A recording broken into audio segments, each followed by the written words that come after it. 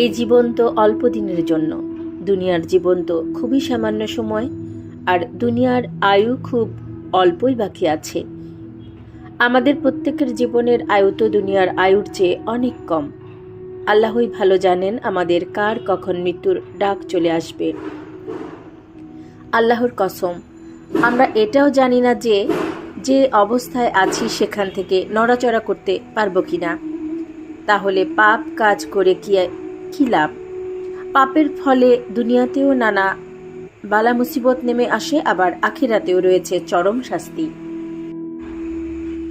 সুতরাং আল্লাহর বান্দা হিসেবে আমাদের উচিত বাকি জীবনটাকে আল্লাহকে ভয় করে চলা, ফরজ কার্যাবলী যথাসময়ে পালন করা সহ আল্লাহর জিকিরে মশগুল থাকা, আল্লাহর আনুগত্য করে চলা, কারণ শেষ ভালো যার সব ভালো তার।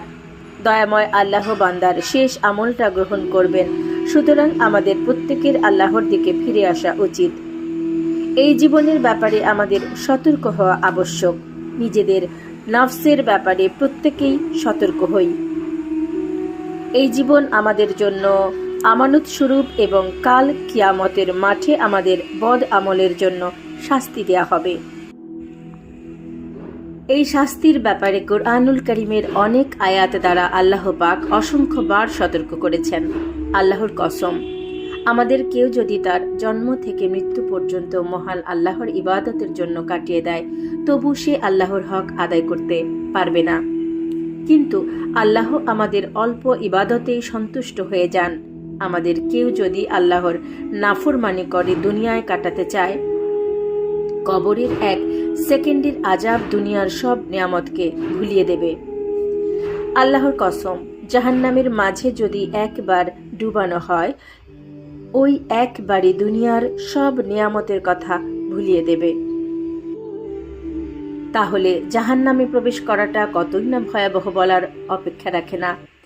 ওই ভয়াবহ শাস্তি থেকে বাঁচার জন্য রাসূল সাল্লাল্লাহু আলাইহি ওয়াসাল্লাম বলেন, তুমি দুনিয়ায় এমন ভাবে থাকো যেন তুমি একজন আগন্তুক অথবা পথচারী মুসাফির। সহিহ বুখারী। আর তুমি নিজেকে কবরবাসী মনে করো। তাই দুনিয়ায় আমাদের প্রত্যেকেই কবরবাসী মনে করা উচিত। আল্লাহর কসম, কবরবাসীরা দুনিয়ায় ফিরে যেতে চাইবে শুধু একবার আল্লাহর জিকির করার জন্য এবং 2 রাকাত সালাত আদায় করার জন্য।